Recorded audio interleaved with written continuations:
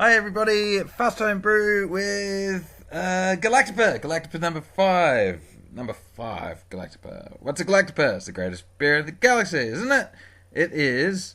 Well, a few years ago now, I made a sort of what I thought was me being silly mini mash with as much Galaxy hops as I could throw in it, and it came out to be the best thing that I've ever done.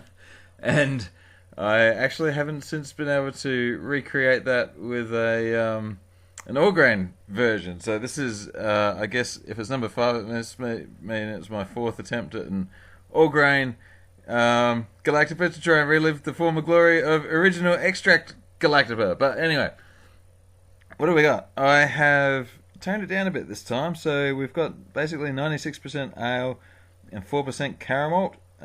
Quite simple.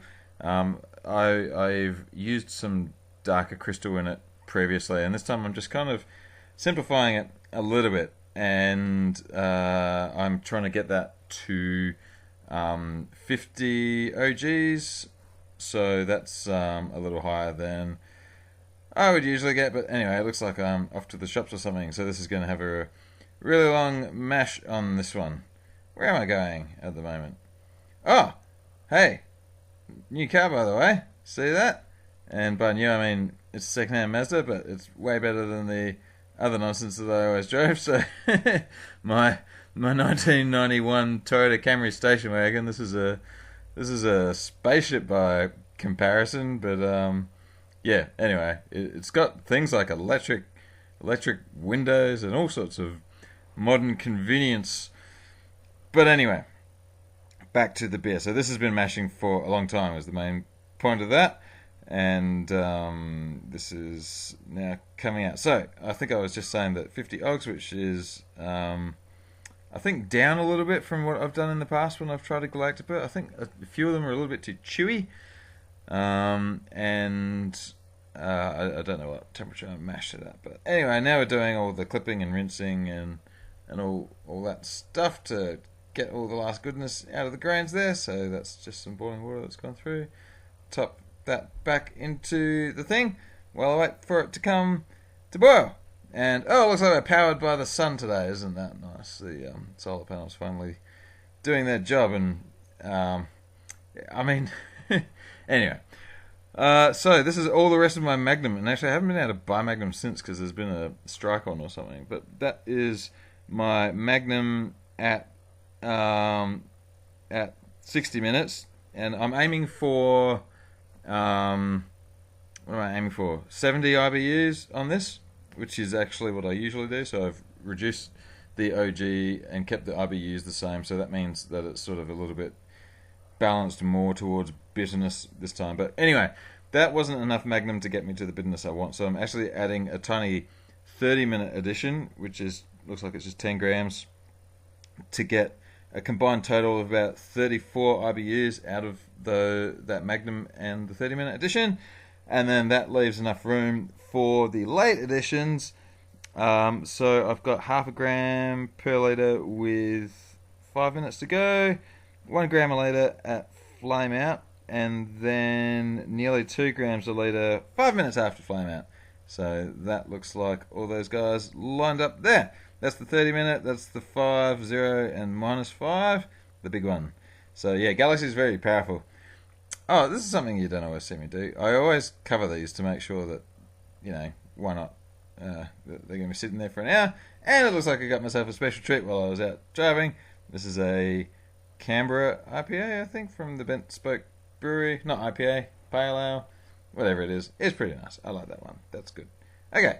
So now this is my 30-minute edition of Galaxy. As I said, that one's really just for bitterness. Galaxy, I've heard, has quite harsh bitterness. Never put that to the test, but that's why I'm only doing it at 30. That was my 15-minute well flock. This is my 5-minute edition of 0.4 grams a litre, it looks like it says. I think I said half before. That's 1.1, and then the next one's 1.8 with 5 minutes post. So just doing my whirlpool now, and into that I'll dump my last edition. There it is. So I'll put all all the details in the description, of course, with the recipe and all that. And now I'm just starting a stopwatch so I can see how much time it's been. It's not an alarm or anything. So, this is sample time, and that's a nice looking little sample there, so that's good. Hose goes on, and beer comes out the hose.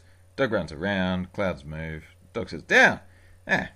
And looks like I'm tipping, and I can't remember if this one was a full cube or not. Looks like it's not very full, so that's got me maybe slightly worried, but that's okay.